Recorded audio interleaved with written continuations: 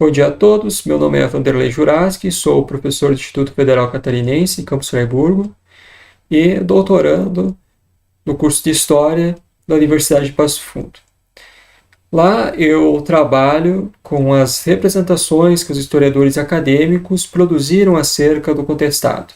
Então, a partir de uma análise historiográfica, eu procuro identificar quais que são essas imagens criadas sobre os sujeitos, eventos e desdobramentos do conflito na região centro-oeste, Santa Catarina e Paraná. O trabalho que propõe agora essa comunicação, ela tem como título Fotografias e Representações, os Caboclos nas Teses sobre o Contestado. E ela é o desdobramento do meu terceiro capítulo, onde eu trabalho os métodos que esses historiadores eles utilizaram na sua produção histórica. É fruto também da observação de que dos 15 trabalhos, das 15 teses sobre a temática, 13 trazem fotografias e outras imagens, como charts, enfim. Mas, para essa comunicação, eu me concentrei minhas atenções ali nas fotografias. E qual que é o objetivo? É mostrar a forma como esses profissionais utilizam as fotos, tanto quanto fontes, quanto como argumentos na explicação do contestado. E por que isso é importante? É importante porque as fotografias elas abrem a possibilidade para que pessoas de outras áreas do conhecimento, e mesmo que aqueles que não têm formação específica, eles se interessem pela temática, tratando dos assuntos de uma forma muito mais leve, né? Muito mais didática. Então é um recurso didático interessante, importante, que é incorporado na produção acadêmica desde aí da década de 70, com a reestruturação da própria epistemologia da ciência histórica. Muito bem. Como método que eu utilizo para construir esse artigo, essa comunicação, destaca-se aí o referencial teórico advindo lá do pensamento de Hyssen, em que ele aborda a epistemologia da ciência histórica. Então, segundo o pensador alemão, a história ela pode ser dividida em 5 vetores: carências de orientação, teorias, métodos de pesquisa, formas de apresentação ou narrativa e funções de orientação desse conhecimento. Muito bem.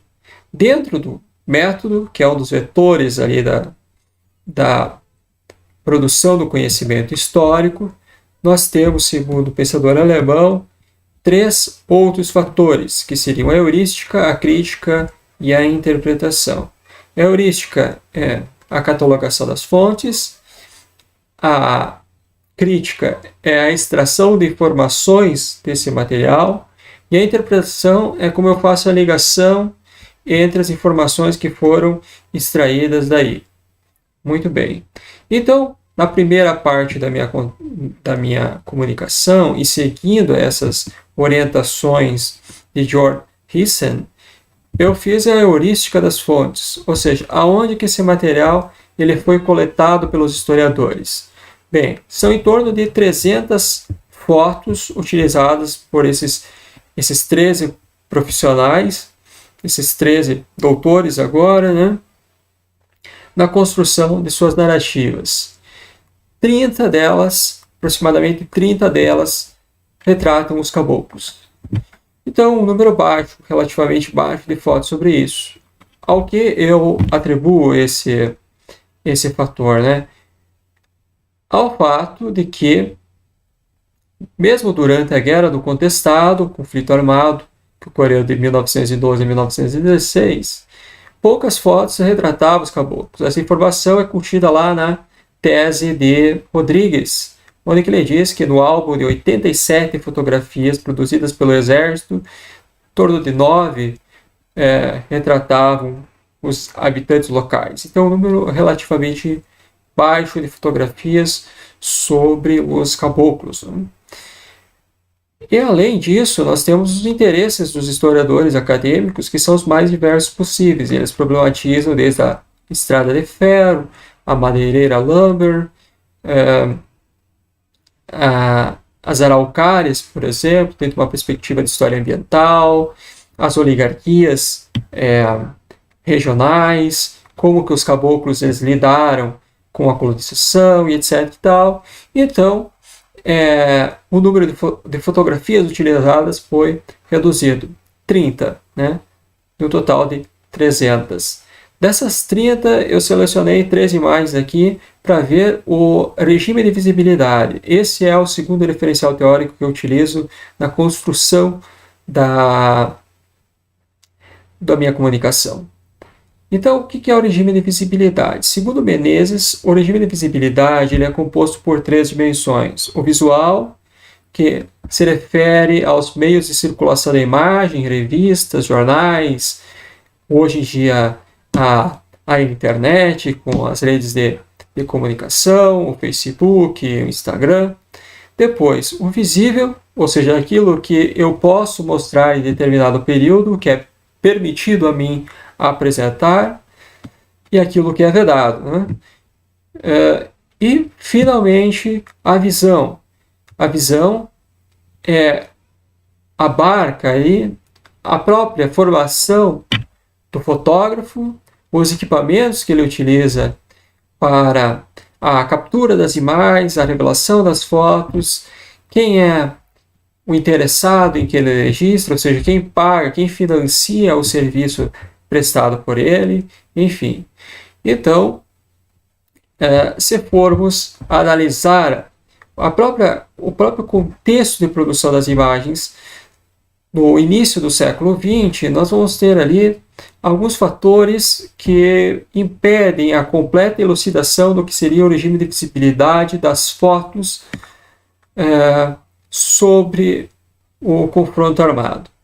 Primeira é a dificuldade de identificar o autor das imagens, porque a autoria ela não era atribuída ao profissional. Acreditava-se na época que isso não era necessário, então muitos jornais, inclusive, não identificavam quem tirou a foto.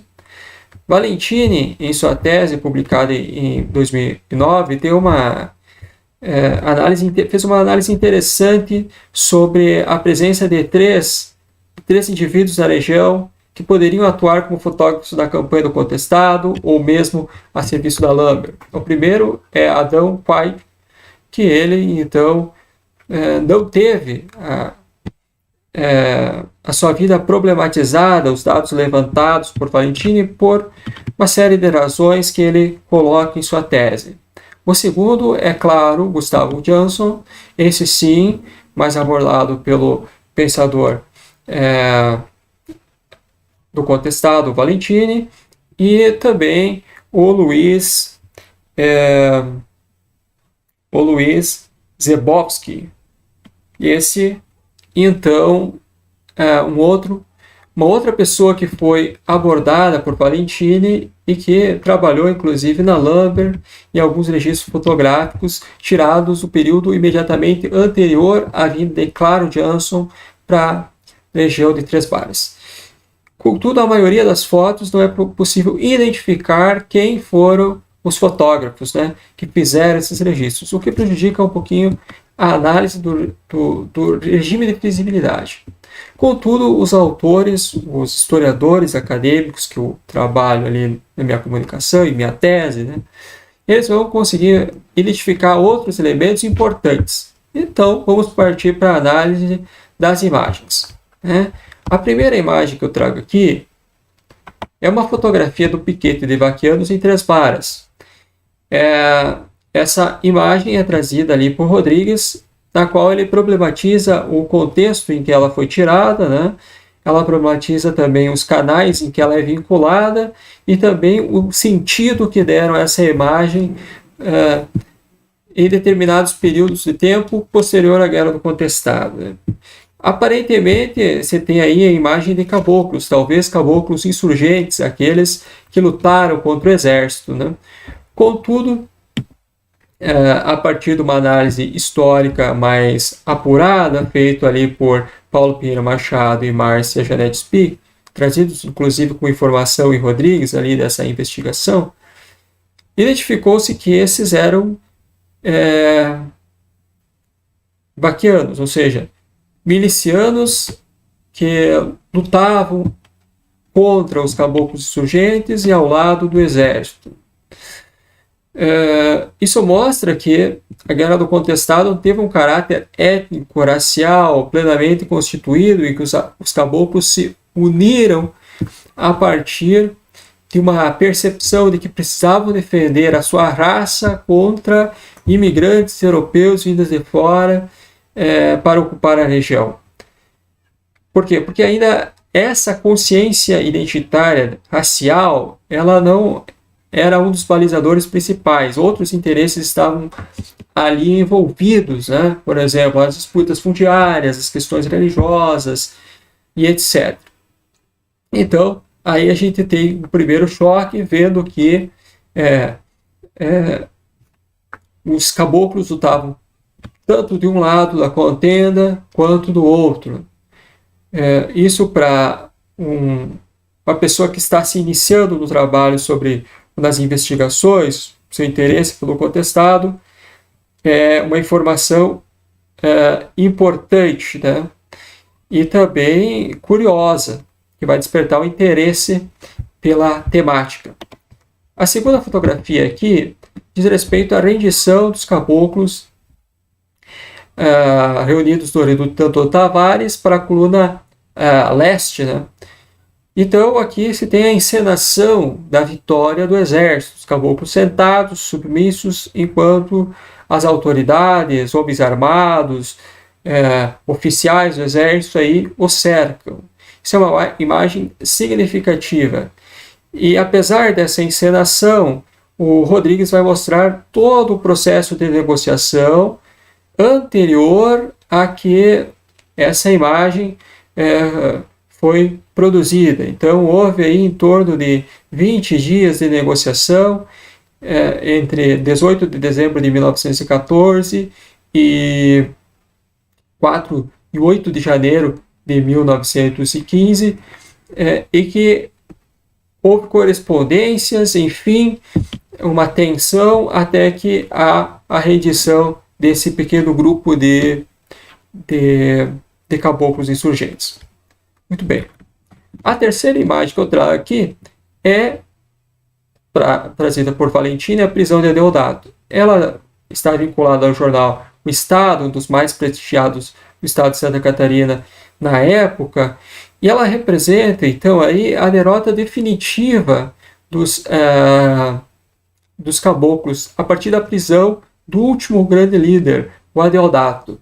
Isso é significativo para a imprensa da época publicar essa imagem, porque ela vai mostrar exatamente o sucesso da estratégia empreendida pelo Setembrino de Carvalho e a derrota definitiva do movimento e logo a pacificação da região, a possibilidade de investimento de capitais, da retomada de negócios, principalmente do capital estrangeiro ali,